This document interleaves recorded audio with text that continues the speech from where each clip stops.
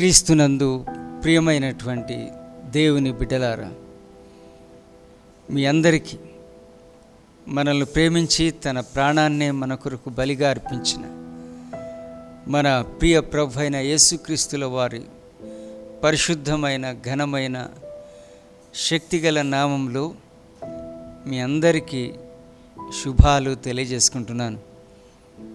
ఇవాళ యావత్ ప్రపంచం యేసుక్రీస్తు ప్రభుల వారి యొక్క శిలువ మరణ ఘట్టాన్ని మరి అత్యంత ఉద్విగ్న వాతావరణంలో మరి ఎంతో లోతైన ఆధ్యాత్మికమైన దృక్పథాలతో, ధ్యానాలతో, ప్రార్థనలతో క్రీస్తు శిలువపై తదేకంగా ధ్యానం చేస్తున్న ఈ పవిత్ర దినాన్న మీ అందరి దృష్టికి యేసుక్రీస్తు ప్రభుల వారి యొక్క శిలువ మరణ ఘట్టాన్ని గురించి, అందలి సారాంశాన్ని గురించి, ఉద్దేశాన్ని గురించి, మరి ప్రయోజనాలను గురించి మీ అందరికీ తెలియజేయడానికి నేనెంతో ఇష్టపడుచున్నాను.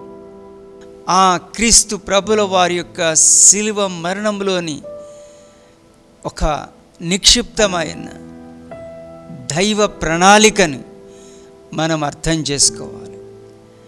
ఇది ఈ సృష్టిలోని మానవులమైన మనందరి యొక్క బాధ్యత, మనందరికీ చాలా అవసరమైనటువంటి ఒక కీలక అంశంగా మనం గుర్తెరగాలి. ఇవాళ యేసుక్రీస్తు ప్రభుల వారి యొక్క శిలువ మరణానికి సంబంధించిన కొన్ని ఆశ్చర్యకరమైన విషయాలు, ఆసక్తికరమైన విషయాలు, మనల్ని ఆలోచింపజేసే విషయాలు నేను ఈ కార్యక్రమాన్ని వీక్షిస్తున్న ప్రేక్షకులందరి దృష్టిలో ఉంచాలని నేను ఎంతో ఇష్టపడుచున్నాను. దీనికి ముందు బైబిల్ గ్రంథంలోని ఒక వాక్యాన్ని నేను చదివి వినిపించాలని కోరుతున్నాను.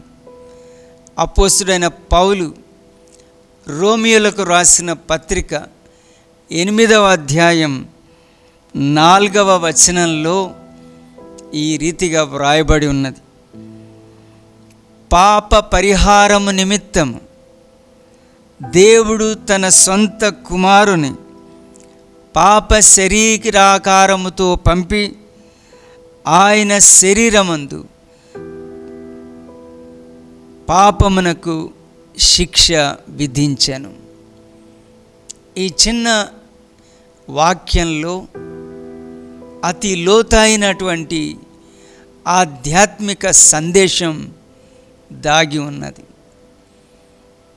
ఈ వాక్యంలో యేసుక్రీస్తు ప్రభువు ఈ లోకంలో జన్మించుట, జీవించుట, ఆయన ఈ మానవ సమాజానికి చేసినటువంటి భౌతిక, ఆధ్యాత్మిక, సాంఘిక సేవలు, చివర ఆయన యొక్క శిలువ మరణం అనే ఘట్టం, ఈ యొక్క అంశాలు అన్నీ యేసుక్రీస్తు ప్రభుల వారి జీవితంలోని ఈ అంశాలు అన్నీ కూడా మనకు స్పష్టంగా తెలియజేసే సత్యం.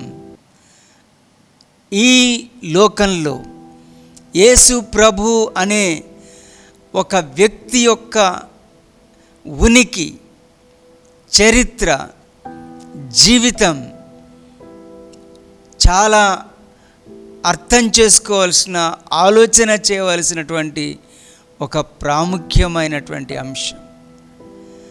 యేసుక్రీస్తు ప్రభు ఈ లోకానికి సర్వమానవాళి యొక్క పాపము కొరకై శిక్షను భరించుట కొరకు ఆయన ఈ లోకానికి వచ్చినట్లు పరిశుద్ధ పౌలు భక్తుడు స్పష్టంగా తెలియజేస్తున్నాడు. ఈ లోకములోనికి ఆయన రాక యొక్క ఉద్దేశం ఆయన ఒక దైవావతారంగా కొలువు తీరాలని కాదు.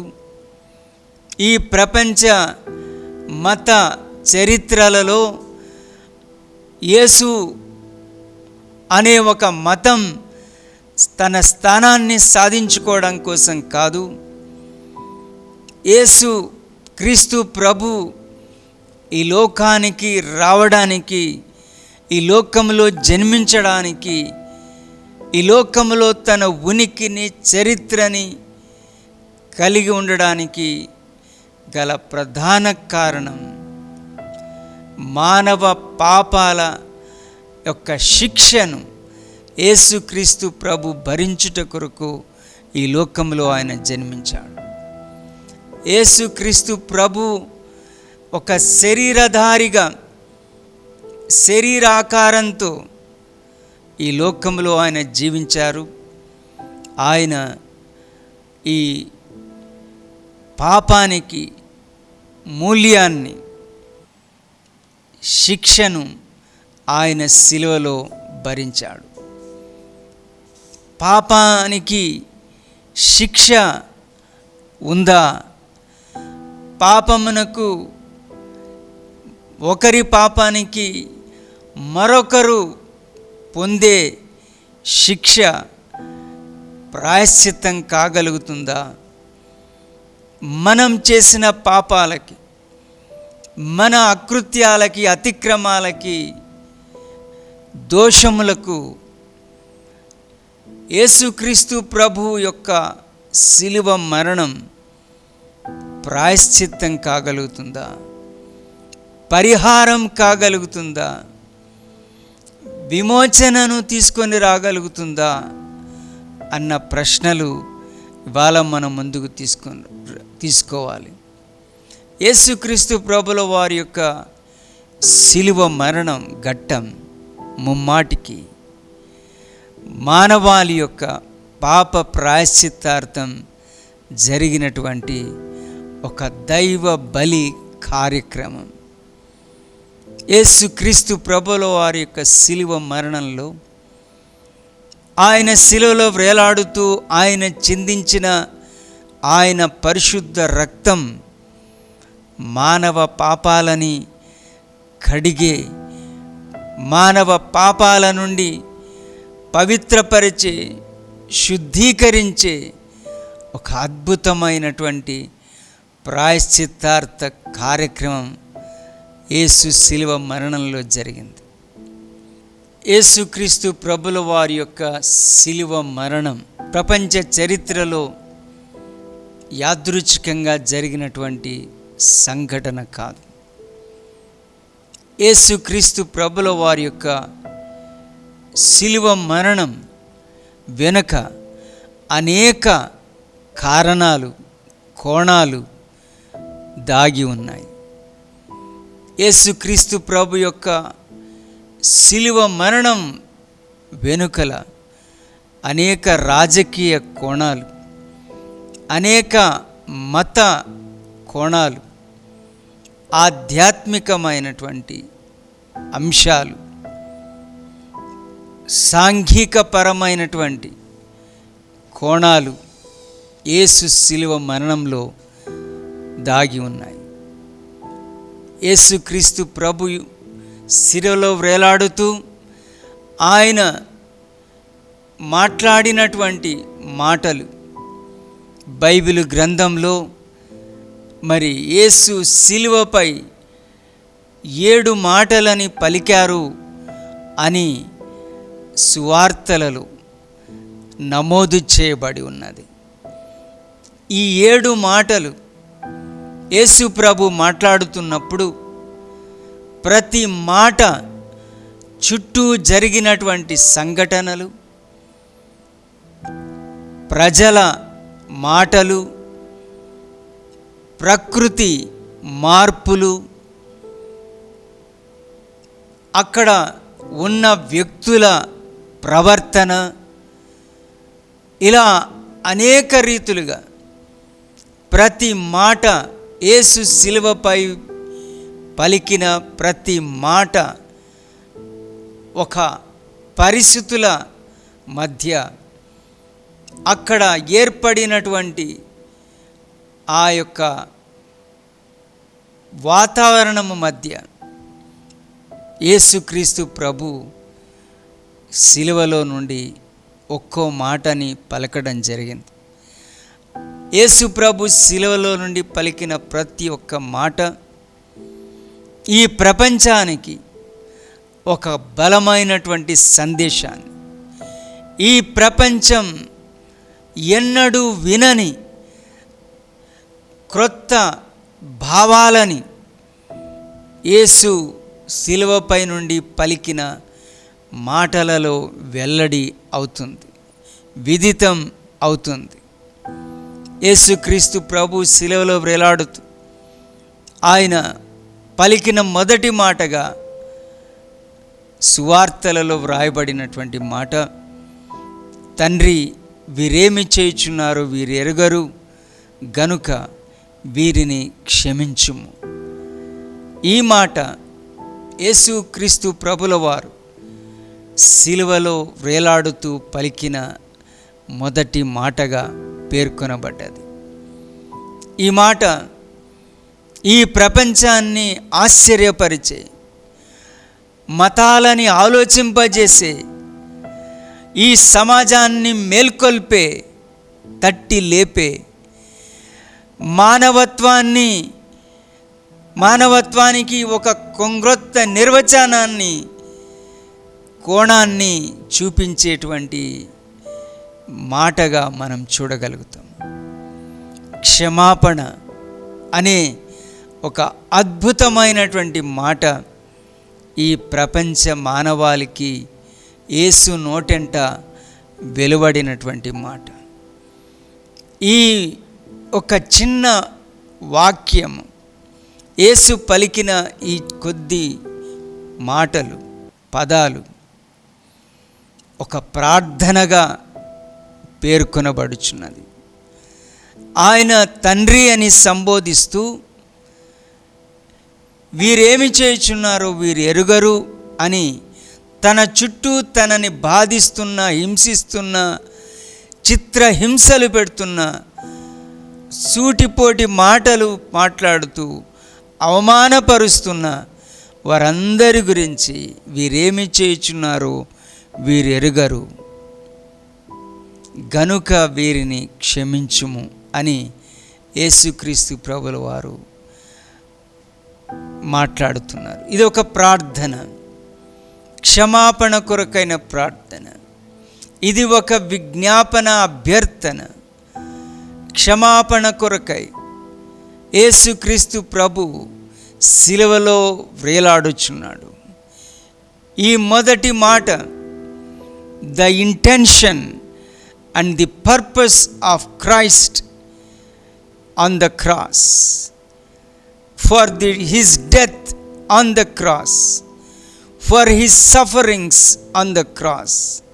యేసు సిలువ శ్రమలు, యేసు సిలువలో వేలాడుట, యేసు ప్రభు సిలువలో తన ప్రాణాన్ని అర్పించుట యొక్క ఉద్దేశం ఈ మొదటి మాట స్పష్టంగా తెలియజేస్తున్నది.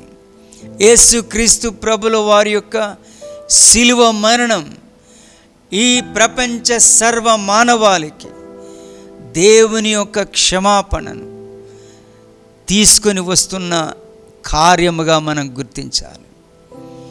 ఆయన మాటలో మానవ పాపాలకి ఒక క్షమాపణ అనే ఒక సందేశాన్ని, ఒక వరాన్ని, ఒక బహుమానాన్ని ఈ మానవాళికి సిలువలో యేసయ్య తీసుకుని వచ్చారు. క్షమాపణ లేకపోతే పాపాలకి పరిహారం లేదు, ప్రాయశ్చిత్తం లేదు.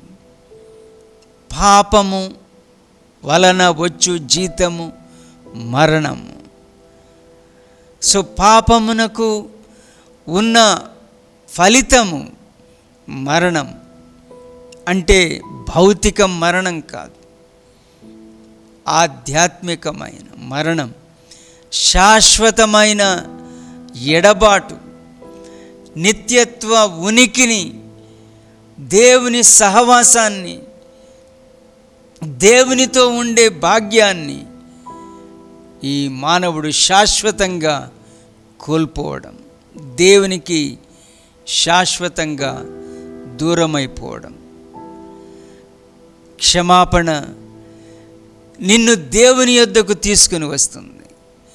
నీ పాపాలకి ప్రాయశ్చిత్తం యేసు సిలువలో చేయటం ద్వారా, సిలువ మానవ ప్రపంచానికి తీసుకుని వచ్చిన క్షమాపణ అనే ఒక గొప్ప బహుమానాన్ని ఈ మానవాళి పొందుకోవాలి. యేసు ప్రభు చెప్పారు, మిమ్మల్ని హింసించే వారి కోసం ప్రార్థించండి. దీన్ని బోధించారు ఆయన. ఏది బోధించారో దానిని ఆచరించిన మహానుభావుడు, మహనీయుడు, మహాదేవుని కుమారుడు యేసుక్రీస్తు ప్రభు. ఆయన క్షమాపణను ఈ మానవ సమాజానికి ఎంతో అద్భుతంగా అర్థమయ్యేలా ఆయన బోధించారు, జీవించారు. ఆయన ప్రయోగాత్మకంగా పరిస్థితుల మధ్య నుండి ఆయన ప్రదర్శించారు. యేసుక్రీస్తు ప్రభుని హింసిస్తున్నారు, బాధిస్తున్నారు, ఆయన దేహమంతటిని గాయపరిచారు, అవమానపరుస్తున్నారు, ఉమ్మివేస్తున్నారు. అతి నీచముగా యేసుక్రీస్తు ప్రభుని అక్కడి ప్రజలు సిలువలో ఆయనను అపహసిస్తున్నారు. అలాంటి సందర్భంలో యేసుక్రీస్తు ప్రభు పలికిన మాటయే, తండ్రి వీరేమి చేయుచున్నారో వీరు ఎరుగరు గనుక వీరిని క్షమించు. మానవుడు చేసే పాపాలకి, మానవ తప్పిదాలకి కొన్నిసార్లు అర్థాలే ఉండవు, ఉద్దేశాలే ఉండవు. తమ విజ్ఞతని, విచక్షణని, మనస్సాక్షిని, బాధ్యతని సర్వమును కోల్పోయి మానవుడు చేసేటువంటి పాపాలు, ఘోరాలు, నేరాలు నిజంగా స్పృహతో చేస్తున్నారా? బుద్ధిజీవులుగా చేస్తున్నారా? వీళ్ళు తెలిసే చేస్తున్నారా? ఇన్ని ఘోరాలు, ఇంత ఘోరం ఇతడు, ఈమె, ఈ వ్యక్తులు ఎలా చేయగలిగారు అని ఆశ్చర్యమవుతుంది. పాపానికి అంతే లేకుండా, పాపాలకి హద్దులే లేకుండా పోయాయి. ఈ మానవ ప్రపంచం నైతికంగా కుప్పకూలిపోయాది, పతనమును చేరుకున్నది. ఇలాంటి ఘోరమైన పరిస్థితిలో ఉన్న మానవాళి వారేమి చేయుచున్నారో వారు ఎరుగరు. ఈ అజ్ఞానంలో ఉన్న మానవాళి కొరకు ఆనాడు యేసు ప్రభుల వారు సిలువలో వేలాడుతూ ఆయన ప్రార్థించారు. క్షమాపణ అనే ఒక అద్భుతమైన అంశాన్ని, సందేశాన్ని ఈ ప్రపంచ సమాజానికి తీసుకుని వచ్చిన యేసుక్రీస్తు ప్రభు యొక్క సిలువ మరణాన్ని ఇవాళ ప్రపంచం ఆలోచన చేయడం, ఈ ప్రపంచం జ్ఞాపకం చేసుకోవడం, ఈ మానవ చరిత్ర మరిచిపోలేకపోవడం ఖచ్చితంగా ఇంత బలమైన కారణం యేసు ప్రభు యొక్క సిలువ మరణంలో నిక్షిప్తమై ఉన్నది గనుక ఈ ప్రపంచం ఆలోచిస్తున్న ఘట్టం, సంఘటన యేసుక్రీస్తు ప్రభుల వారి యొక్క సిలువ మరణం. యేసుక్రీస్తు ప్రభు క్షమాపణను గురించి మాట్లాడిన మొదటి మాట అనంతరం సువార్తలలో నమోదు చేయబడిన రెండవ మాట, నేడు నీవు నాతో కూడా పరదైసులో ఉందు. ఈ మాట ఎవరు, ఎవరితో, ఏ సందర్భంలో చెప్పారు? దీని యొక్క భావమేమిటి? ఇందలి ఈ సన్నివేశంలోని ఒక అంతరార్థమేమిటి అన్నది మనం ఇప్పుడు ఆలోచన చేద్దాం. యేసుక్రీస్తు ప్రభుల వారు ఆనాడు సిలువలో ఆయనను సిలువ మరణానికి అప్పగించినప్పుడు ఆయన కుడివైపున ఒక దొంగని, ఆయన ఎడమ వైపున ఒక దొంగని, ఇరువురిని కూడా సిలువలో వేశారు. యేసుక్రీస్తు ప్రభు ఈ ఇద్దరి దొంగల మధ్యన యేసు ప్రభు సిలువలో వ్రేలాడుచున్నాడు. ఈ కుడి వైపున మరియు ఎడమ వైపున ఉన్న ఈ ఇరువురు దొంగలు వారి యొక్క నేర చరిత్ర, వారి యొక్క స్వభావము, వారి యొక్క క్రూరత్వము బైబిల్ గ్రంథంలో వ్రాయబడ్డది. వారు బందిపోటు దొంగలు, హంతకులు, దోపిడీ చేయువారు, తిరుగుబాటు చేయువారు, తిరుగుబాటును ప్రేరేపించువారు, చట్టాలని ఉల్లంఘించేవారు, చట్టాలని అతిక్రమించేవారు, చట్టాలకి దొరకకుండా దోపిడీలు చేసుకుంటూ బ్రతికేటువంటి వారు. ఈ దొంగలని కూడా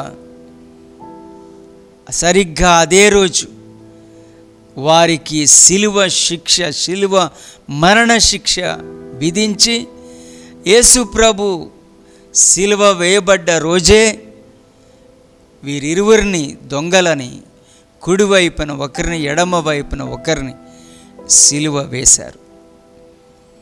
శిలువ శిక్ష ఆనాడు కరుడుగట్టిన నేరస్తులకి,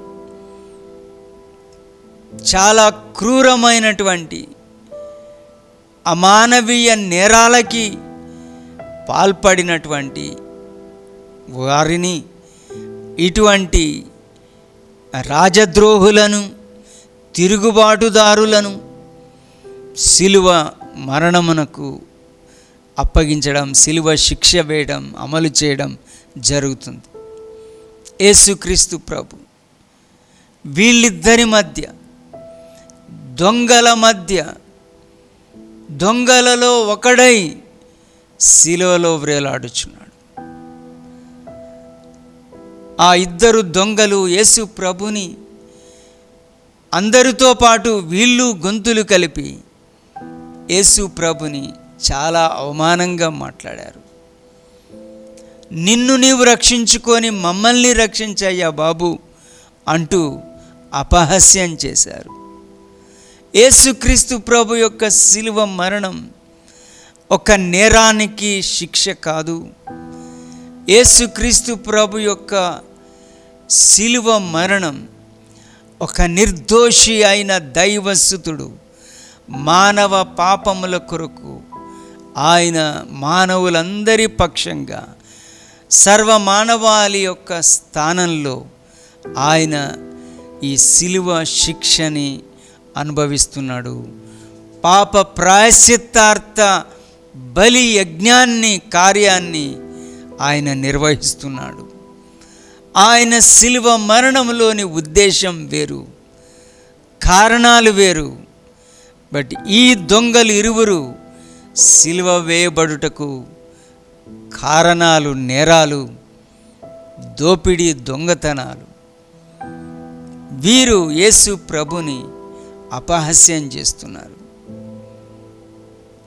అలాంటి సందర్భంలో కుడివైపున ఉన్న దొంగ కొంత సమయానికి అతడిలో ఒక మార్పు రావటం, అతడిలో కొన్ని ఆలోచనలు రావడం, అక్కడి పరిస్థితిని యేసు ప్రభువుల వారి యొక్క శిలువ ఘట్టాన్ని ఆయన కాస్త మనసు పెట్టి బహుశా ఆలోచన చేశాడు కాబోలు. ఈ దొంగ, కుడివైపున ఉన్న దొంగ నెమ్మదిగా మాట్లాడడం ప్రారంభం చేశాడు. మొట్టమొదట ఈ కుడివైపున ఉన్న దొంగ తనతో పాటు యేసుకి అవతల ఎడమ ప్రక్కన సిలువలో వేలాడుతున్న తన తోటి దొంగతో సంభాషణ చేశాడు, మాట్లాడడం మొదలుపెట్టాడు. అరే, ఇది మనకి తగును, మనం తప్పు చేశాం, నేరాలు చేశాం, కాబట్టి ఈ శిక్ష మనకు న్యాయబద్ధమే, సమ్మతమే. We deserve for this punishment. మనకు ఇది తగును, ఇది న్యాయమే. బట్ ఇతడు ఏ నేరము చేయలేదు, నిర్దోషి. యేసుక్రీస్తు ప్రభు నిర్దోషిగా ఈ దొంగ గుర్తించగలుగుచున్నాడు. తన తప్పిదాలను ఆయన అంగీకరిస్తున్నాడు. తనకి పడ్డ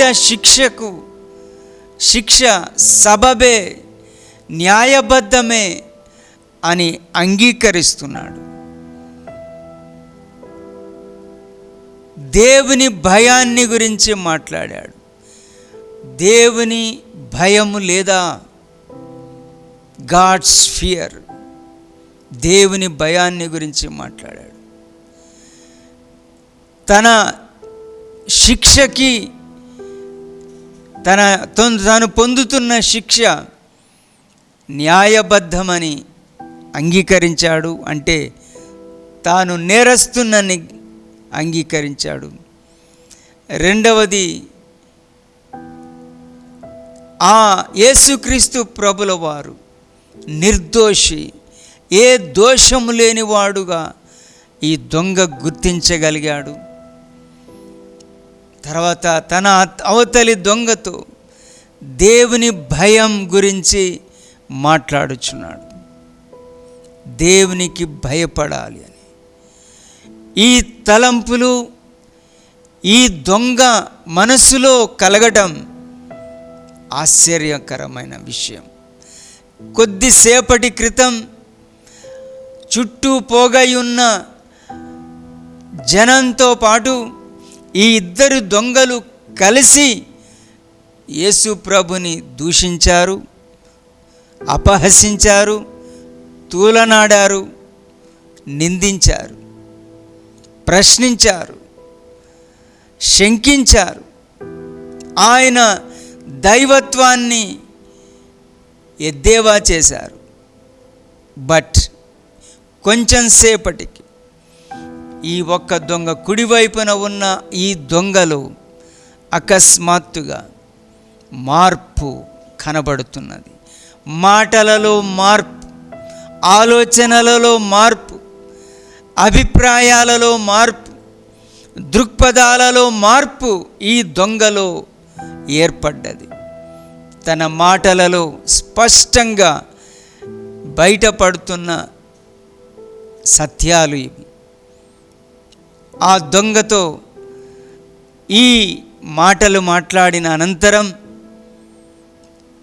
యేసుక్రీస్తు ప్రభుతో ఈ దొంగ మాట్లాడడం ప్రారంభించారు. ఈ కుడివైపున ఉన్న దొంగ తన తోటి దొంగతో మాట్లాడిన తర్వాత, గద్దించిన తర్వాత, హెచ్చరించిన తర్వాత యేసు ప్రభుతోటి ఈ దొంగ మాట్లాడుచున్నాడు. ప్రభువా, నీవు నీ రాజ్యంతో వచ్చినప్పుడు నన్ను జ్ఞాపకం చేసుకొనుమని దీనంగా వేడుకున్నాడు. తన తోటి దొంగతో మాట్లాడిన మాటలు మనకు స్పష్టంగా తెలియజేస్తున్న సత్యం, ఈ కుడివైపున ఉన్న దొంగలో పశ్చాత్తాపం ప్రారంభమైంది. పరివర్తన ప్రారంభమైంది. తను చేసిన నేరాలకి దుఃఖపడటం ప్రారంభమైంది. దేవుని గురించిన ఆలోచనలు, దైవ భయమును గురించిన ఆలోచనలు ఈ దొంగలో మొదలయ్యాయి. యేసు ప్రభుతో మాట్లాడాడు. ప్రభువా, నీవు నీ రాజ్యంతో వచ్చినప్పుడు నన్ను జ్ఞాపకం చేసుకునమని అడిగాడు. ఇంకొద్దిసేపటికి లేక కొన్ని గంటలకి ఇద్దరు సిలువలో చనిపోబోయేటువంటి ఈ వ్యక్తి యేసు ప్రభుతో నీవు నీ రాజ్యంతో వచ్చినప్పుడు అని అనటం విడ్డూరంగా అనిపించడం లేదా? ఈ రాజ్యమును గురించిన ఆలోచన ఇతనిలో ఎక్కడ నుండి కలిగింది? క్రీస్తు యొక్క ఆగమనాన్ని గురించి ఈ దొంగలో ఎలా పుట్టింది ఆలోచన? క్రీస్తు యొక్క రాకడను, క్రీస్తు యొక్క రాజ్యమును గురించి ఈ దొంగలో ఎలా ఆలోచనలు వచ్చాయి? ఆశ్చర్యం. యేసుక్రీస్తు ప్రభు యొక్క సిలువ ఆయన తలపై భాగాన పిలాతు రాయించి ఉంచిన ఇతడు నజరేయుడైన యూదుల రాజు అని యేసుక్రీస్తు ప్రభు ఒక సిలువ శిరస్సు పైన పై భాగాన పిలాతు ఒక పలకని వ్రాసి పెట్టారు.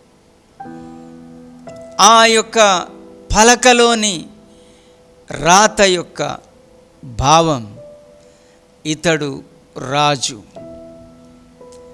రాజు అంటే రాజ్యం ఉంటుంది. ఆ ఒక్క సమాచారం తప్ప ఆ ప్రదేశంలో ఈ దొంగకి యేసుక్రీస్తు ప్రభు రాక గురించి, రాజ్యాన్ని గురించి మరొక ఏ ఆధారం, సమాచారం ఈ దొంగకు లేకపోయి ఉండవచ్చు. బట్ ఆ శిల పలకం, యేసు శిలువ పైన పిలాతు రాయించి ఉంచిన ఆ యొక్క మాటలు బహుశా ఈ దొంగలో దేవుని రాజ్యాన్ని గురించి, క్రీస్తు ఆగమనాన్ని గురించి ఆలోచనలు అందించి ఉండవచ్చు. యేసుక్రీస్తు ప్రభు శిలలో వేలాడుతూ క్షమాపణను గురించి ప్రకటించిన మాటలు ఇతడు నిజముగా దేవుని కుమారుడు అనే ఒక నమ్మకం, ఇది మానవునికి సాధ్యం కాదు. ఈ పరిస్థితిలో క్షమాపణ అనే ఒక మాట పలకడం ఇది మానవ సాధ్యం కాదు. ఇది ముమ్మాటికి దేవుని యొక్క కార్యమే. సాక్షాత్తు దైవ రూపమే క్రీస్తు అని ఈ దొంగ పూర్తిగా అర్థం చేసుకున్నారు. అందుకే నీవు నీ రాజ్యంతో వచ్చినప్పుడు నన్ను జ్ఞాపకం చేసుకున్నామని యేసు ప్రభుని వేడుకున్నాడు. ఈ ప్రార్థనకి, ఈ విన్నపమునకు బదులుగా యేసు ప్రభు మాట్లాడిన రెండవ మాటయే, నేడు నీవు నాతో కూడా పరదైసులో ఉందువు.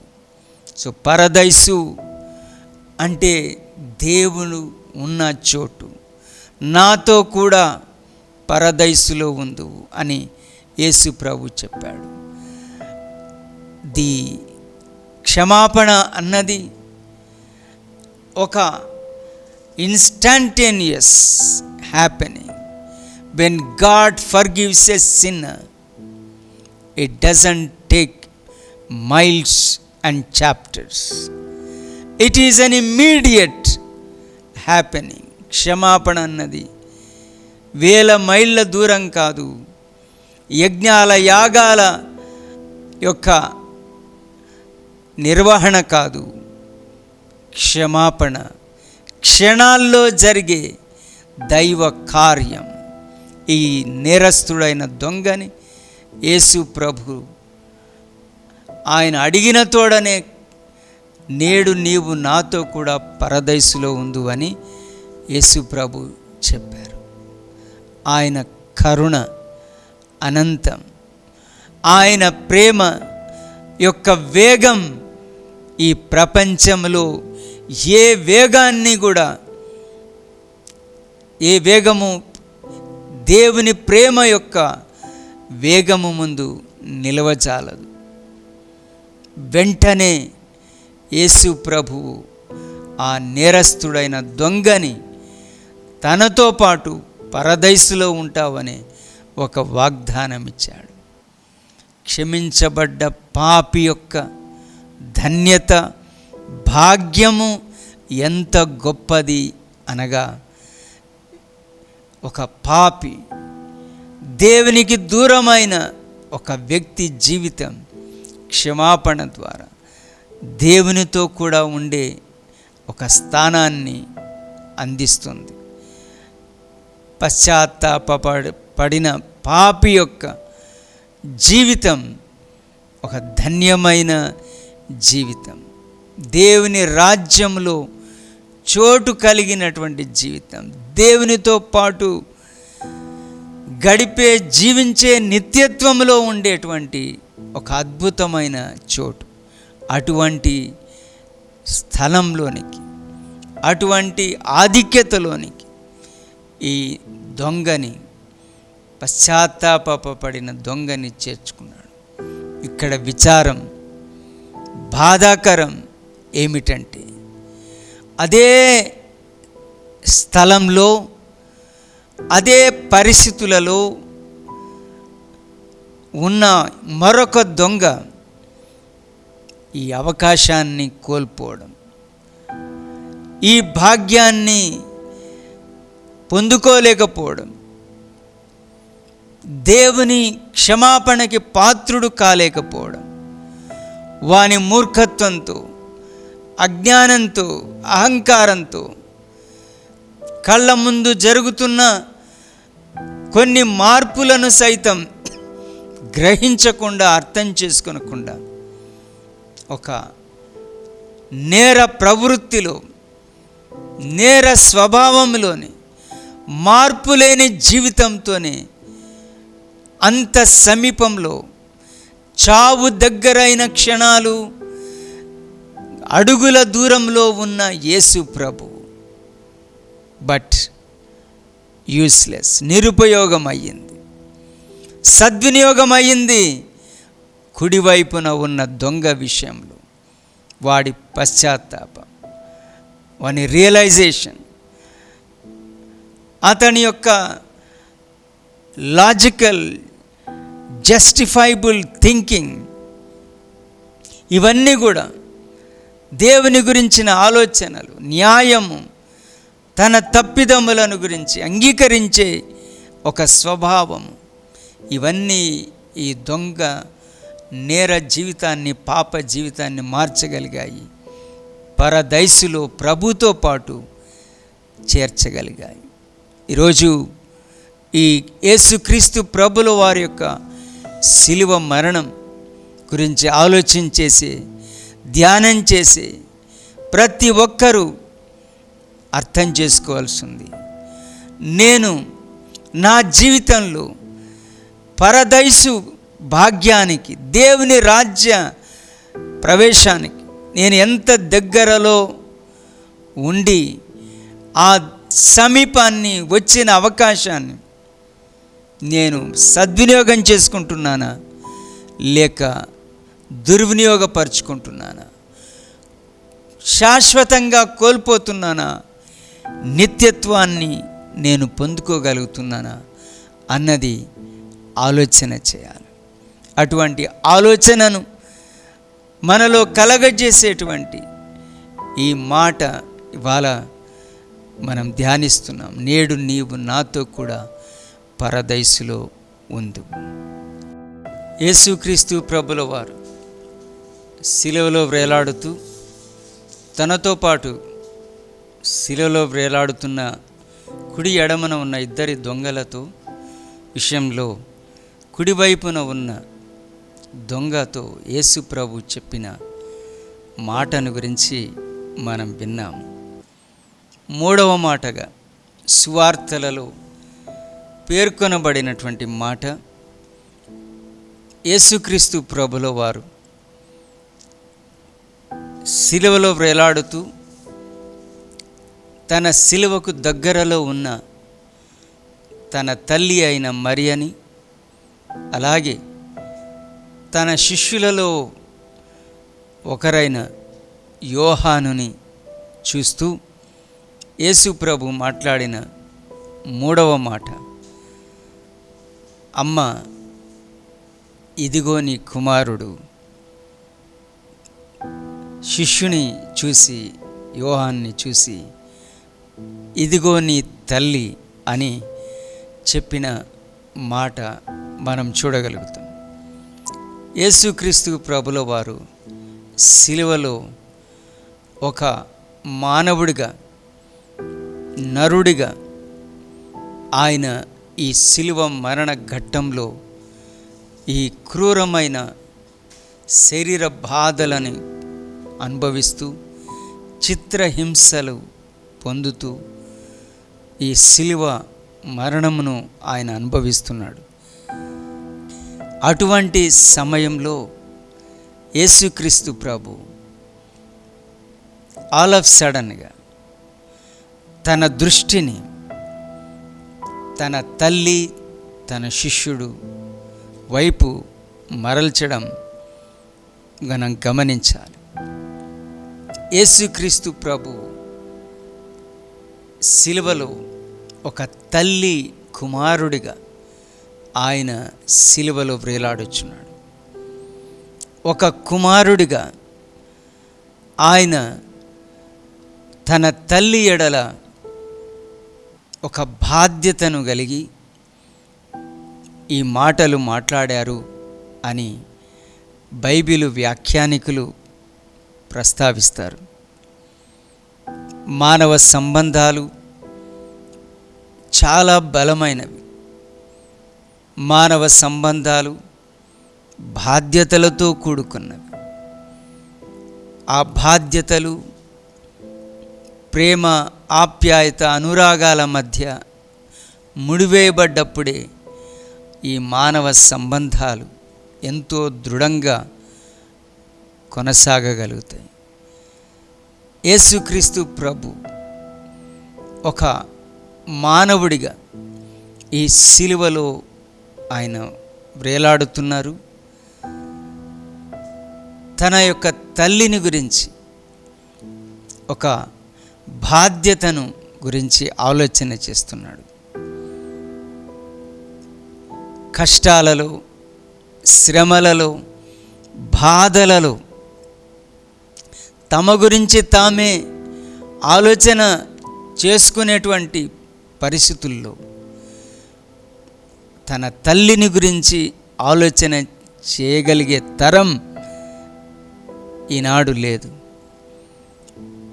ఎవరి స్వార్థం వారిది, ఎవరి బాధలు, కష్టాలు వాళ్ళవి అన్న తీరున ఈ సమాజం, మానవ సంబంధాలు మారిపోయాయి. తోటి కుటుంబ సభ్యుల పట్ల, ముఖ్యంగా తల్లిదండ్రుల పట్ల బాధ్యతలను నిర్వర్తించలేని ఒక క్రూర సమాజం, సామాజిక పరిస్థితులు ఈనాడు మన కుటుంబాలలో కనబడుతున్నాయి. యేసుక్రీస్తు ప్రభు సిలువలో వేలాడుతూ తన తల్లి ఎడల తన బాధ్యతను నిర్వహిస్తున్నాడు. తన భౌతిక జీవిత అనంతరం సిలువ మరణం పొందిన తర్వాత తన తల్లి యొక్క పరామర్శ బాధ్యత ఎవరు తీసుకుంటారు, ఎలా చేయాలి అనే ఆలోచనని చేయగలిగినటువంటి కుమారుడు యేసుక్రీస్తు ప్రభు. ఒక రెస్పాన్సిబుల్ సన్ మొదటిది. రెండవది, దేవుని ఆజ్ఞలలో నీ తల్లిని తండ్రిని సన్మానించుము అనే ఒక ఆజ్ఞని తూచా తప్పకుండా పాటిస్తున్నటువంటి ఒక భక్తుడు, ఒక దైవ క్రమమును పాటించు వ్యక్తిగా యేసుక్రీస్తు ప్రభుని మనం చూస్తున్నాం. దేవుని ఆజ్ఞలను పాటించే వ్యక్తి. మానవ సంబంధాలు కేవలం ప్రేమ, ఆప్యాయత, అనురాగాలతో మాత్రమే ముడివేయబడినవి కావు. మానవ సంబంధాలు దైవ నియమము క్రింద స్థిరముగా కొనసాగవలసినటువంటి సంబంధాలు. Under divine law and under the divine ordinance. దైవ ఆదేశాలు, దైవ నియమాల ఆధారంగా మానవ సంబంధాలు బలంగా ఉండగలుగుతాయి. మానవ బాధ్యతలు మరి సక్రమంగా నిర్వర్తించబడగలుగుతాయి. యేసుక్రీస్తు ప్రభువు తన తల్లి ఎడల తన బాధ్యతని కుమారుడిగా నిర్వహిస్తున్నాడు. బాధ్యతల అప్పగింత ఈ స్థలంలో జరుగుచున్నది. శిష్యుడైన యోహానును చూసి ఇదిగో నీ తల్లి అనటంలో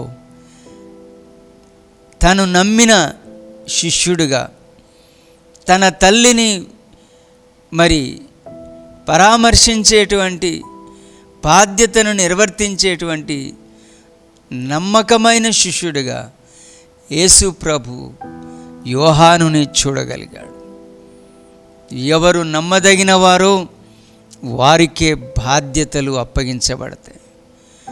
యేసు ప్రభువుల వారి దృష్టిలో ఒక నమ్మకమైన నమ్మదగిన శిష్యుడు యోహాను. నిజానికి అక్కడ మరొక ఏ శిష్యుల పేర్లు బైబిలులో ప్రస్తావించబడలేదు. సిలువ దగ్గరలో ఉన్న ఏకైక శిష్యుడుగా బైబిలులో పేర్కొనబడిన శిష్యుడు యోహాను.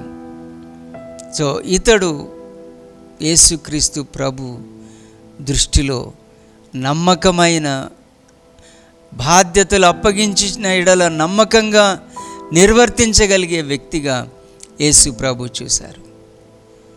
ప్రియమైన వారలారా, ఈ మాటలో యేసుక్రీస్తు ప్రభు ఒక సంపూర్ణమైన మానవుడిగా మనం చూడగలుగుతాం.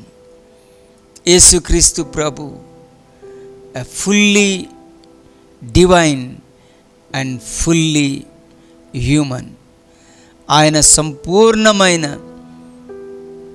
దైవిక సుతుడు, ఆయన మనుష్య కుమారుడు. సో యేసుక్రీస్తు ప్రభులో ఈ మూడవ మాటలో, యేసు పలికిన ఈ మూడవ మాటలో ఆయన యొక్క నిండైన మానవత్వాన్ని మనం చూడగలుగుతాం. ఈరోజు యేసుక్రీస్తు ప్రభు పిల్లలందరికీ కూడా, యవనస్తులందరికీ ఒక ఆదర్శం. తమ తల్లిదండ్రులని కుమారులుగా, కుమార్తెలుగా ఎలా బాధ్యతతో చూసుకోవాలి అని యేసు ప్రభుల వారు శిలువలో పలికిన ఈ మూడవ మాట మనకు ఒక సందేశాన్ని ఇస్తుంది. మన ప్రతి కుటుంబంలో కుటుంబ సంబంధాల బాధ్యతల నిర్వహణ ఒక ప్రధానమైనటువంటి కార్యం. అటువంటి ఒక విలువైన మానవ విలువలని యేసు ప్రభు శిలువలో నుండి ఈ కుటుంబ వ్యవస్థకి, కుటుంబ సంబంధాలకు సంబంధంగా యేసు ప్రభు అందించారు, సూచించారు. ఆయన ఒక అద్భుతమైన సందేశాన్ని ఇచ్చారు. కుటుంబంలో ఉన్న వ్యక్తులం అందరం బాధ్యత గలవారంగా నడుచుకోగలిగితే, ఆ బాధ్యతలు దైవ వాక్యానుసారంగా మనం నడుచుకోగలిగితే, నిర్వర్తించగలిగితే మన కుటుంబాలు ధన్యమైన కుటుంబాలు, మన కుటుంబాలు దైవ చిత్తానుసారంగా, దైవ ఉద్దేశానుసారంగా కొనసాగేటువంటి కుటుంబాలుగా కాగలుగుతాయి. ఎన్నో ఇరుకులు, ఇబ్బందులు, ఎన్నో అపార్థాలు, భేదాభిప్రాయాలు, మానవ సంబంధాలు విచ్ఛిన్నం అయ్యేటువంటి ఆపద, అపాయకరమైన పరిస్థితులు మన కుటుంబ వ్యవస్థలో, కుటుంబాలలో చోటు చేసుకుంటున్నప్పుడు ఈ యేసు ప్రభు శిలువలో నుండి పలికిన ఈ మాట మన కుటుంబాలను కట్టే, మన కుటుంబ సంబంధాలను నిలబెట్టేటువంటి ఒక బలమైన వ్యాఖ్యగా మనం ఇవాళ గుర్తించాలి. అటువంటి ఒక గొప్ప కృప దేవుడు మన కుటుంబాలలో ఉన్న మనందరికీ దేవుడు అనుగ్రహించాలని నేను ప్రార్థిస్తున్నాను. యేసుక్రీస్తు ప్రభుల వారు శిలువలో పలికిన 3 మాటల అనంతరం 3 గంటల నిశ్శబ్దం, 3 గంటల పాటు చీకటి, ఒక భయానకమైన పరిస్థితి. యేసుక్రీస్తు ప్రభు యొక్క శిలువ మరణం చుట్టూ ఎన్నో బలమైనటువంటి కోణాలు, అంశాలు దాగి ఉన్నాయి. యేసుక్రీస్తు ప్రభు యొక్క శిలువ మరణం కేవలం ఆనాటి పరిస్థితులకు సంబంధించింది మాత్రమే కాదు, ఆనాటి ప్రజలకి, మతాలకి, రాజకీయ కారణాలకి, సాంఘిక పరిస్థితులకి మాత్రమే సంబంధించిన సంఘటన కాదు. యేసుక్రీస్తు ప్రభుల వారి యొక్క శిలువ మరణం ఒక బలమైన దైవ ఉద్దేశ నెరవేర్పుకు సంబంధించిన కార్యక్రమం. మానవాళి ఘోర పాపముల నుండి మానవాళిని రక్షించుట కొరకు యేసుక్రీస్తు ప్రభు మానవుల యొక్క పాపముల శిక్షను భరిస్తున్న సమయం అది, సంఘటన అది, ఒక క్రూరమైనటువంటి సంఘటన. ఇది కేవలం ఒక భౌతిక హింసకి మాత్రమే సంబంధించిన పరిమితమైన కార్యం కాదు. యేసుక్రీస్తు ప్రభు యొక్క శిలువ మరణం ప్రవచనాల నెరవేర్పు, దైవ సంకల్ప నెరవేర్పు,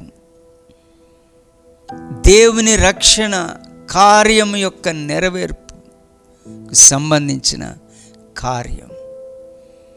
ఈ ప్రపంచమే, ఈ ప్రకృతియే యేసుక్రీస్తు ప్రభు యొక్క శిలువ మరణాన్ని తాళలేకపోయినట్లు చూడవచ్చు, భరించలేని పరిస్థితిగా చూడవచ్చు. 3 గంటలు యేసుక్రీస్తు ప్రభు శిలువలో వ్రేలాడుచున్నాడు.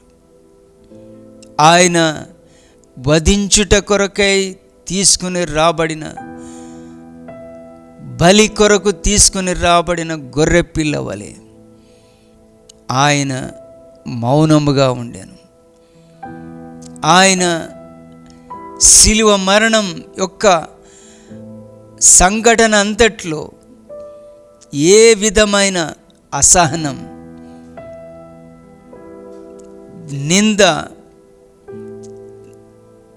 వ్యతిరేకత, తిరుగుబాటు సంబంధించిన ఏ మాటలు యేసు ప్రభు నోటెంట మనకి కనబడవు, వినబడవు.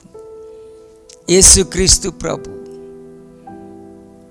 ఒక హైయెస్ట్ ఫిజికల్, మెంటల్ ఎండ్యూరెన్స్, ఒక భయంకరమైన భరింపనలవి కాని ఒక భౌతిక, మానసిక, ఆధ్యాత్మికమైన భారము క్రింద ఒక బలి పశువుగా, బలిపీఠము మీద ఉన్న బలి పశువుగా ఆయన శిలువలో నలుగుచున్నాడు. చీకటి 3 గంటల పాటు దేశాన్ని కమ్ముకుందని బైబిల్లో వ్రాయబడ్డది. ఆ 3 గంటల తర్వాత ఆయన తన శక్తినంతా కూడగట్టుకొని బిగ్గరగా ఒక కేక వేశారు. ఆ కేక, నా దేవా, నా దేవా, నన్నెందుకు చేయి విడిచితివి. ఆ ఒక్క పదం వేరొక భాషలో యేసు ప్రభు పలికినట్లు బైబిల్లో నమోదు చేయబడ్డది. ఏలి ఏలి లామా సబక్తాని అనగా ఆ మాటకు అర్థం, నా దేవా, నా దేవా, నన్నెందుకు చేయి విడిచితివి. ఈ మాట చాలా బిగ్గరగా యేసు ప్రభు చెప్పారని, అంత బిగ్గరగా ఆయన మాట్లాడగలిగే పరిస్థితి అక్కడ లేదు, ఆ శక్తి లేదు, అలాంటి ఒక భౌతిక స్థితి అక్కడ లేదు. కానీ యేసు ప్రభు ఒక మహా తీక్షణమైన వేదనకి గురయ్యారు. ఆ వేదన, దేవుడు తన చెయ్యి విడిచాడు. ఈ ప్రశ్న యేసు ప్రభు తండ్రిని, దేవుణ్ణి వేడుకుంటున్నాడు. నా దేవా, నా దేవా, నన్నెందుకు చేయి విడిచావు. యేసు ప్రభుల వారి యొక్క ఈ తీక్షణమైనటువంటి వేదన యేసు ప్రభు ఇలా మాట్లాడడానికి కారణమైంది. రెండవది,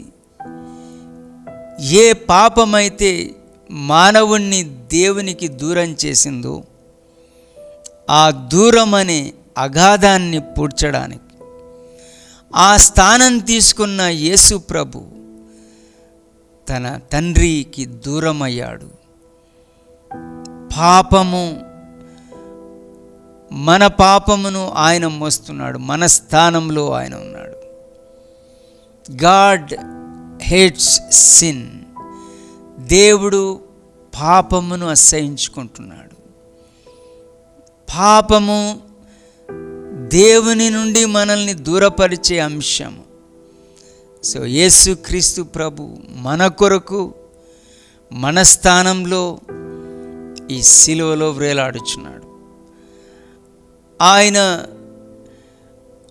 మన స్థానం తీసుకోవడాన్ని బట్టి, మన శాపాన్ని, మరణాన్ని యేసు ప్రభు తీసుకోవడాన్ని బట్టి దేవునికి దూరమైన పరిస్థితి కనబడుతుంది. యేసు ప్రభువు పలుమార్లు తండ్రి, నేను ఏకమై ఉన్నామని చాలా గంభీరంగా అనేక సందర్భాల్లో యేసు ప్రభు చెప్పారని బైబిల్లో వ్రాయబడ్డది. దేవుడు తన తండ్రితో యేసుక్రీస్తు ప్రభు చాలా ఆత్మీయంగా, సమీపంగా, ఏకమై ఉన్న అంశాలను గురించి చెప్పారు. ఇటువంటి ఒక బలమైనటువంటి సంబంధము ఈ శిలువలో దూరం అయిపోయాది. కారణం మానవ పాపాలు. సో దూరమైన యేసు ప్రభు మన పాపముల కొరకు శిక్ష అనుభవిస్తున్న ఈ ఘట్టంలో 3 గంటల నిశ్శబ్దం, 3 గంటల చీకటి అనంతరం, నా దేవా, నా దేవా, నన్నెందుకు చేయి విడిచావు అని యేసు ప్రభు చెప్పారు. దూరమైన మనలని దగ్గరికి, దేవుని దగ్గరికి చేర్చడానికి ఆయన ఆ గ్యాప్లో నిలబడ్డాడు. ఆ దూరాన్ని తన దూరంగా మన కొరకు దేవునికి ఎడమైపోయాడు. ఆ యొక్క extreme point in the suffering of Christ, in the act of salvation, రక్షణ కార్యమును నిర్వహించే క్రమంలో యేసు ప్రభుల వారు తన తండ్రికి దూరమైన ఘట్టాన్ని ఆయన భరించలేక బిగ్గరగా ఈ కేక వేశాడు. ఆయన కేవలం మన పాపాల ప్రాయశ్చిత్తం కోసం తన శరీరాన్ని బలిగా అర్పించడమే కాదు, మన కోసం ఆయన తన తండ్రికి దూరమైన పరిస్థితిని కూడా యేసు ప్రభు భరించాడు. ఆ యొక్క పాపం వలన ఏర్పడిన ఆ ఎడబాటును యేసు ప్రభు మన స్థానంలో పొందాడు. ఆ పాయింట్ టచ్ చేశాడు, ఆ వూండ్ టచ్ చేశాడు, ఆ గ్యాప్ టచ్ చేశాడు, ఆ వ్యాక్యూమ్, ఆ శూన్యంలోనికి వెళ్ళాడు. మనలోని అగాధాన్ని, దేవుడికి మనకు ఏర్పడ్డ ఈ అగాధాన్ని దూరపరచడానికి ఆ అగాధంలోనికి ప్రవేశించిన యేసు ప్రభు, నా దేవా నా దేవా నన్నెందుకు చేయి విడిచితివని యేసు ప్రభుల వారు 4వ మాటగా సిలువలో నుండి పలికాడు. యేసుక్రీస్తు ప్రభుల వారు సిలువలో బిగ్గరగా, నా దేవా నా దేవా నన్నెందుకు చేయి విడిచితివి అని పలికిన 4వ మాట అనంతరం యేసుక్రీస్తు ప్రభుల వారు తన భౌతిక పరిస్థితిని గురించి, తన యొక్క స్వంత దేహ స్థితిని, అక్కరని గురించి ఆయన నోరు తెరచి ఇలా మాట్లాడారు. నేను దప్పిగొనుచున్నాను. ఈ మాట 5వ మాటగా సువార్తలలో పేర్కొనబడ్డట్టు గమనించగలుగుతాం. యేసుక్రీస్తు ప్రభు అప్పటికే ఆ మండు టెండలో మరి ఉదయం 9 గంటల నుండి ఆయన మధ్యాహ్నం 3 గంటల వరకు ఆయన సిలువలో వేలాడినట్లు బైబిల్లో పేర్కొనబడ్డది. ఈ గంటల వ్యవధిలో యేసుక్రీస్తు ప్రభువు సిలువలో వేలాడుతూ తన దేహము నుండి మరి తన దేహము నుండి స్రవించిన రక్తం ధారగా తన దేహంలోని గాయాల నుండి స్రవించిన రక్తం, ఆ రక్తంతో పాటు తన దేహము నుండి బయటికి వెడలిపోయిన నీరు, దేహంలో ఉండవలసినటువంటి నీటి శాతము యేసు ప్రభు పూర్తిగా కోల్పోతున్నాడు. ఆయన తన రక్తం యొక్క చివరి బొట్టు వరకు సిలువలో కార్చారు. తన దేహములోని నీటి శాతం పూర్తిగా 0 పాయింట్కు చేరుతున్న తరుణం ఆయన గొంతెండిపోయి, నాలిక పిడతగట్టిపోయి, తీక్షణమైన భౌతిక బాధలో ఒక దాహము, దప్పిగొనుచున్నాను అని యేసు ప్రభు చెప్పడం జరిగింది. The minimum or the basic physical need is the thirst. మానవ భౌతిక దేహానికి ఒక మౌలికమైన అవసరం, కనీస అవసరం నీరు. దేహంలో ఆ నీటి శాతం ఉన్నప్పుడే దేహంలో ప్రాణంతో ఉండగలుగుతాం. యేసుక్రీస్తు ప్రభు శిలువలో వ్రేలాడుతూ ఆయన తన దేహంలోని నీటి శాతమునంతటిని కూడా కోల్పోవడం జరిగింది. నేను దప్పిగొనుచున్నాను అని యేసు ప్రభు పలకడం జరిగింది. యేసుక్రీస్తు ప్రభు యొక్క శిలువ మరణం అది ఒక ఇల్యూషన్, ఒక భ్రాంతి కాదు. యేసుక్రీస్తు ప్రభుల వారి యొక్క శిలువ మరణం అది పూర్తిగా భౌతిక శ్రమ బాధకు సంబంధించిన అంశం. యేసుక్రీస్తు ప్రభుల వారి యొక్క శిలువ మరణం ఒక ఘట్టము, ఒక చిత్రీకరణ అంశము కాదు. యేసుక్రీస్తు ప్రభు యొక్క శిలువ మరణ ఘట్టం అనేక కోణాలను తట్టి లేపే, అనేక కోణాలలో యేసు ప్రభు శిలువ మరణం యొక్క వాస్తవికత నిరూపణ కాగలిగేటువంటి అంశాలతో క్రోడీకరించబడినటువంటి సంఘటన. యేసుక్రీస్తు ప్రభు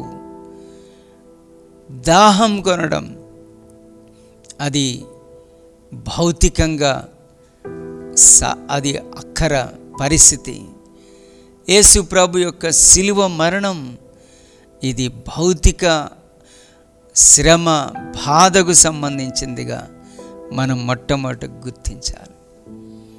రెండవది, యేసుక్రీస్తు ప్రభుల వారి యొక్క శిలువ మరణంలో నేను దప్పిగొనుచున్నాను అని చెప్పడం, లేఖనము నెరవేరునట్లు నేను దప్పిగొనుచున్నాను అని యేసు ప్రభు అన్నట్లు సువార్తలలో వ్రాయబడ్డది. యేసుక్రీస్తు ప్రభు యొక్క శిలువ ఘట్టం దేవుని యొక్క అనాది ప్రవచనాల నెరవేర్పు.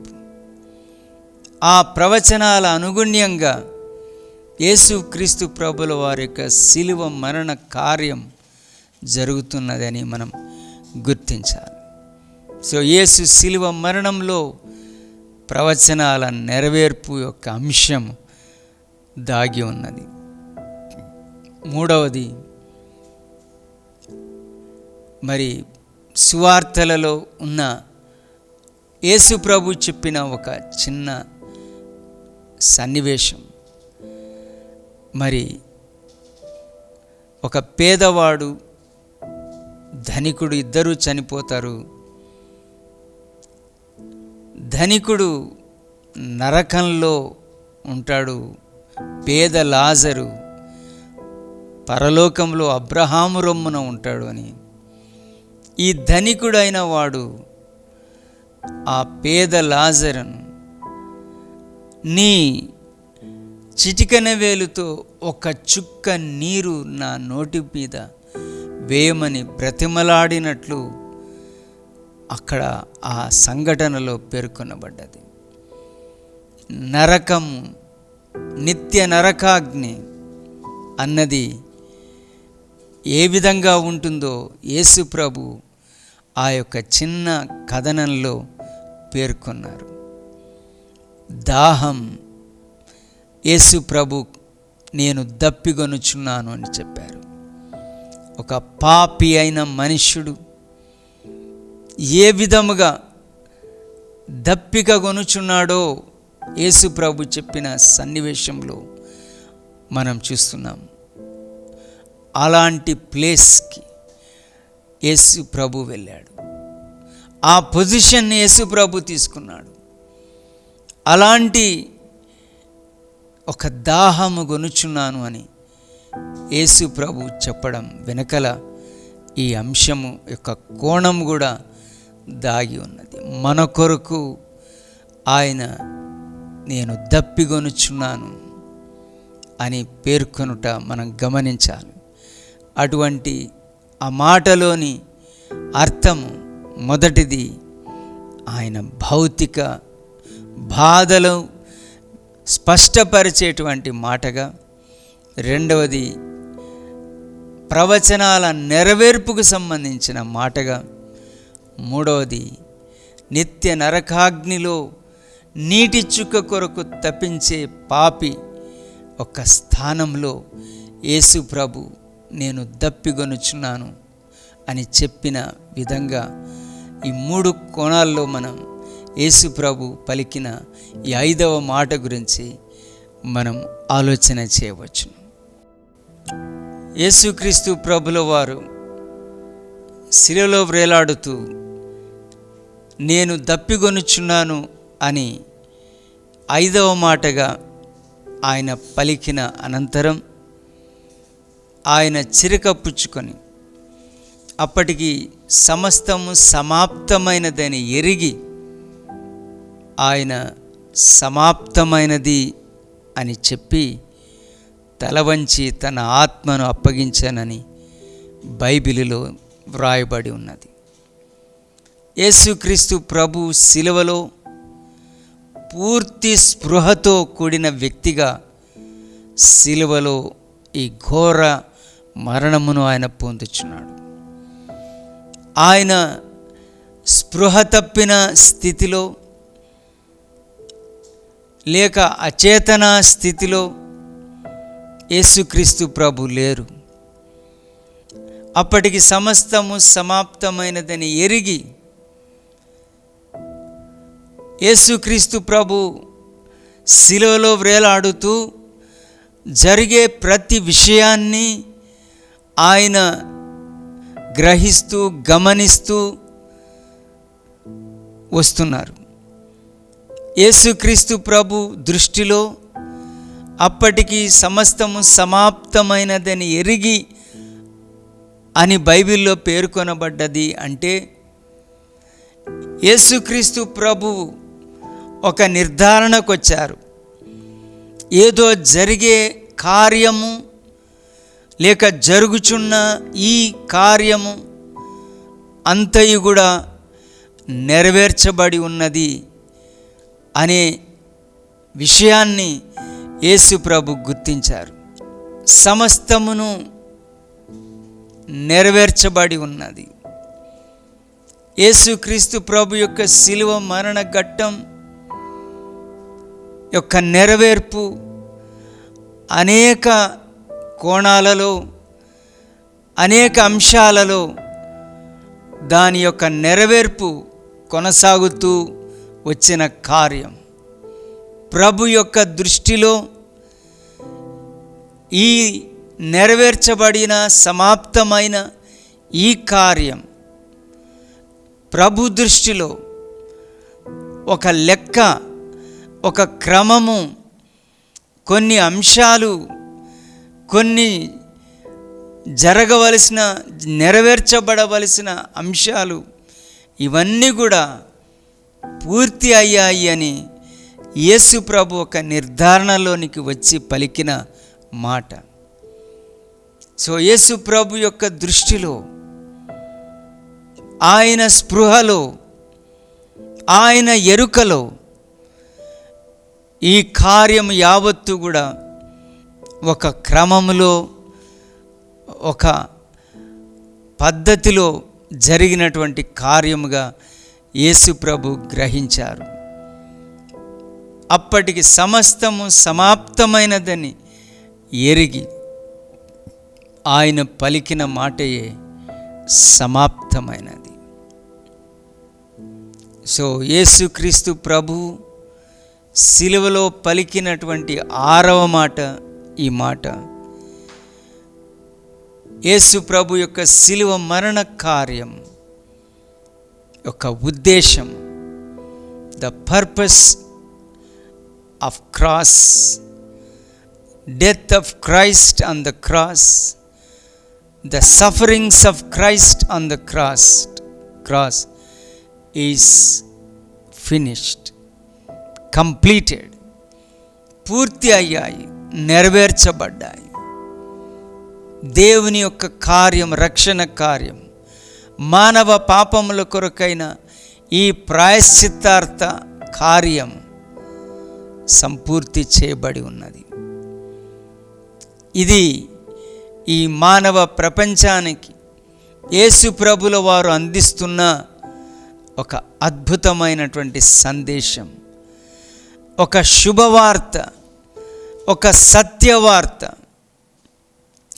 ఇంకా మరి మానవులను పాపాల నుండి రక్షించే ఈ ప్రక్రియలో, రక్షణ కార్యములో, పాప ప్రాయశ్చిత్తార్థ కార్యములో మిగిలినది, మిగిలిపోయినది, ఇంకా జరగవలసినది, నెరవేర్చబడవలసినది ఏదియూ లేదు. Everything is done, everything is completed, accomplished. మానవ పాపాల ప్రాయశ్చిత్తం కోసం మానవుడు చేయవలసినది మతపరంగాను, ఆధ్యాత్మికంగాను అసంపూర్తిగా ఉన్న ఏ కార్యం లేదు. సమస్తం నెరవేర్చబడి ఉన్నది. It is ready, it is finished. ఇది ఈ మానవ ప్రపంచానికి యేసు ప్రభు అందిస్తున్న అత్యంత విలువైనటువంటి సత్య సందేశం.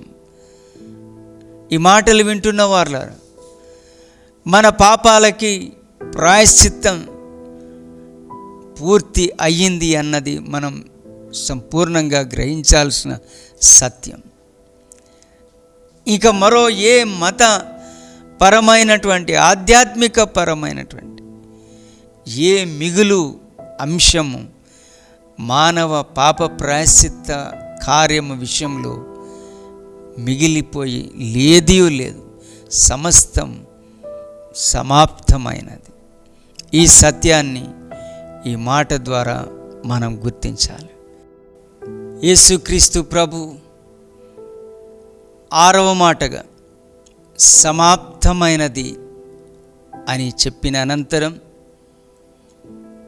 ఆయన బిగ్గరగా కేక వేసి చివరి మాట అయిన 7వ మాటగా, తండ్రి, నీ చేతికి నా ఆత్మను అప్పగించుచున్నాను అని పలికి తలవాల్చారు.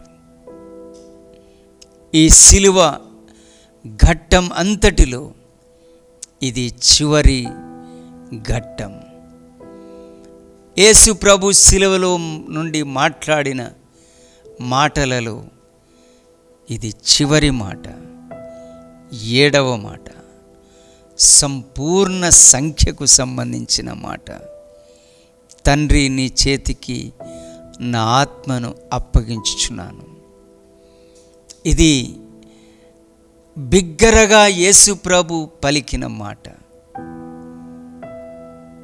ఈ మాటలో ఒక సంతృప్తి, ఒక సంతోషం, ఒక ఉత్సాహము కనబడుతున్నది. ప్రతి భావోద్వేగం వెనుక ఒక బలమైన నిజం దాగి ఉంటుంది. యేసుక్రీస్తు ప్రభుల వారు చివర శిలువలో పలికిన మాట, బిగ్గరగా కేక వేసి, తండ్రి, నీ చేతికి నా ఆత్మను అప్పగించుచున్నాను అని చెప్పారు. యేసుక్రీస్తు ప్రభు యొక్క శిలువ కార్యం ప్రతి ఘట్టమును మనం నిశితంగా ఆలోచిస్తూ పరిశీలిస్తూ వస్తే, యేసు ప్రభు శిలువలో పలికిన 7 మాటలుగా పేర్కొనబడి ఉన్న ఈ మాటలలో మొదటి మాట ప్రార్థనతో ప్రారంభమయ్యాది.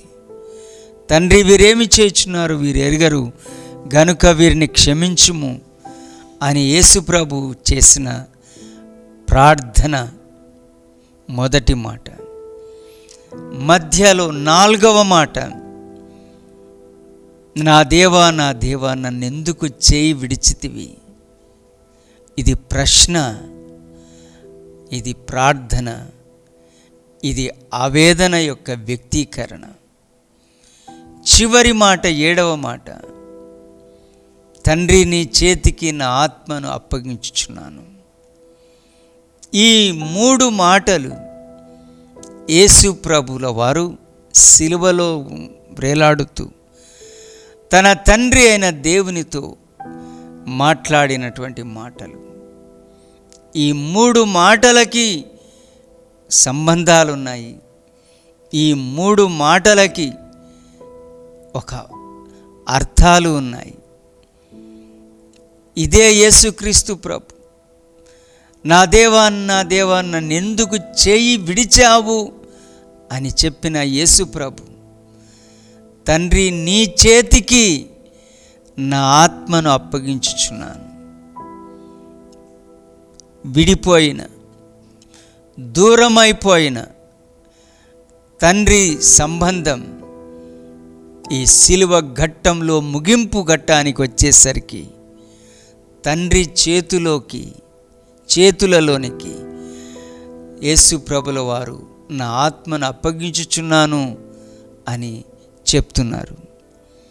సో ఈ సిలువ ఘట్టంలో, యావత్ సిలువ కార్యమంతటిలో తన తండ్రి అయిన దేవునితో యేసుక్రీస్తు ప్రభు అడుగడుగు నడుస్తూ వచ్చాడు. ప్రతి ఘట్టంలో తన తండ్రితో ఆయన సంబంధాన్ని, అనుబంధాన్ని కలిగి నడుస్తూ వచ్చాడు. నీ చేతికి నా ఆత్మను అప్పగించుచున్నాను అని యేసు ప్రభు చెప్తున్నాడు. It is a glorious completion. It is a grand perfection of the crucifixion of Jesus Christ, the act of salvation on the cross. సిలువలో ప్రభు నిర్వహించిన ఈ రక్షణ కార్యం యొక్క గంభీరమైన ముగింపు, ఉద్దేశం ఈ మాటలో కనబడుతుంది. నా ఆత్మను నీ చేతులకు అప్పగించుచున్నాను. నేను ఈ లోకంలోనికి ఎలా వచ్చానో, ఈ లోకంలో నుండి నేను ఎక్కడ నుండి వచ్చానో అక్కడికి నేను వెళ్తున్నాను. I have come from my father. నేను నా తండ్రి దగ్గర నుండి వచ్చాను. నేను ఎక్కడికి వెళుతున్నానో నాకు తెలుసు. సో యేసుక్రీస్తు ప్రభు ఎక్కడి నుండి వచ్చారు, ఎక్కడికి వెళ్తున్నారు, ఈ విషయాలన్నీ పూర్తిగా ఎరిగినటువంటి ప్రభు, తండ్రి నీ చేతికి నా ఆత్మను అప్పగించుచున్నాను. సో కార్యమంతటిని విజయవంతంగా నెరవేర్చి ఆత్మను తండ్రి చేతిలో పెడుతున్న ఒక విజయం సాధించిన దేవుని కుమారుడుగా యేసుక్రీస్తు ప్రభు ఇక్కడ కనబడుతున్నాడు. రెండవది, యేసు ప్రభు పలికిన చివరి మాట ప్రతి విశ్వాసి యొక్క జీవితంలో చివరి ఘట్టం, committing our soul into the hands of God our creator. మన సృష్టికర్త అయిన, రక్షకుడైన ఆ ప్రభు చేతులలో మన ఆత్మను అప్పగించడం, మనల్ని మనం అప్పగించుకోవడం ఈ భౌతిక జీవిత ముగింపు ఘట్టంలో చాలా కీలకమైన అంశం. చాలా బాధ్యతతో మనం నెరవేర్చవలసినటువంటి అంశం. Finally when we complete our journey in this world, ఈ లోకంలో మన యాత్ర, ప్రయాణం ముగిస్తున్నప్పుడు మనము దేవుని చేతులలో వాలిపోవాలి. దేవుని చేతులలోకి మన ఆత్మను అప్పగించాలి. The safest place is committing ourselves into the hands of God. దేవుని హస్తాలలోకి మనల్ని మనము, మన ఆత్మల ప్రధాన కాపరి అయిన ఆయన చేతులలోకి మన ఆత్మను అప్పగించుకొనుట చాలా ప్రాముఖ్యం. ఈ జీవితాన్ని ముగిస్తున్నప్పుడు అయోమయం, అజ్ఞానం, అంధకారం, గందరగోళం విశ్వాసి జీవితంలో ఉండరాదు. సంపూర్ణ నిశ్చయతతో, నిరీక్షణతో ఈ విశ్వాస యాత్రలో మనము చేరవలసిన తుది గమ్యాన్ని మనం సురక్షితంగా చేరాలి. మన ఆత్మను తండ్రి చేతులలోకి అప్పగించే ఒక దృఢమైన విశ్వాసులం కావాలి. ఆ మార్గాన్ని యేసు ప్రభు మన కొరకు చూపిస్తున్నాడు. ఆ క్రమంలో మనం ఈ లోక యాత్ర ముగిస్తున్నప్పుడు మన ఆత్మను తండ్రి చేతులకి అప్పగించేటువంటి వారంగా మనం ఉండాలి. ఇదిగో నా విశ్వాసమును కాపాడుకుంటే మంచి పోరాటము పోరాడుతుంది, నా పరుగు కడముట్టించుతుంది. These are the victorious statements, testimonies, declarations of the saints. పరిశుద్ధ పౌలు యొక్క సాక్ష్యం ఇది, ఆయన విశ్వాస సాక్ష్యం ఇది, విశ్వాస ప్రకటన ఇది, విశ్వాస నిశ్చయత యొక్క రూపం ఇది. అలాంటి నిశ్చయతతో మనం ఈ లోకంలో నుండి మన జీవిత యాత్రను ముగించే బిడ్డలుగా ఉండాలి. ఈ సంవత్సరం యేసుక్రీస్తు ప్రభుల వారి యొక్క శిలువ మరణాన్ని గుడ్ ఫ్రైడేగా, శుభ శుక్రవారంగా ఈ ప్రపంచం అంతా కూడా జ్ఞాపకం చేసుకుంటున్న ఈ ప్రత్యేకమైన రోజున యేసుక్రీస్తు ప్రభువుల వారి యొక్క శిలువ ఘట్టంలోని దాగి ఉన్న అన్ని కోణాలని, అంశాలని మనం ఆలోచన చేస్తూ దీనిని ఒక మత కోణంలో కాకుండా మానవ పాపముల నుండి రక్షించే దైవ కార్యముగా మనం చూడడానికి, అర్థం చేసుకోవడానికి ప్రయత్నించాలని కోరుచు, అటువంటి దిశ వైపు, దృక్పథం వైపు మన ఆధ్యాత్మిక అడుగులు పడాలని నేను కోరుతూ, మీ అందరికీ మన కొరకు తన ప్రాణాన్నే బలిగా అర్పించిన యేసుక్రీస్తు ప్రభుల వారి యొక్క జీవితం, ఆయన శిలువ కార్యం, ఆయన శిలువలో పలికిన ఒక్కొక్క అమూల్యమైన వాక్కు మన గుండెలలో పదిలంగా నిలిచిపోవాలి, నడిపించాలి మన విశ్వాస జీవితాలని అని కోరుకుంటూ, అటువంటి అనుభవాన్ని, అటువంటి ఒక దృక్పథాన్ని మీ విశ్వాస జీవితంలో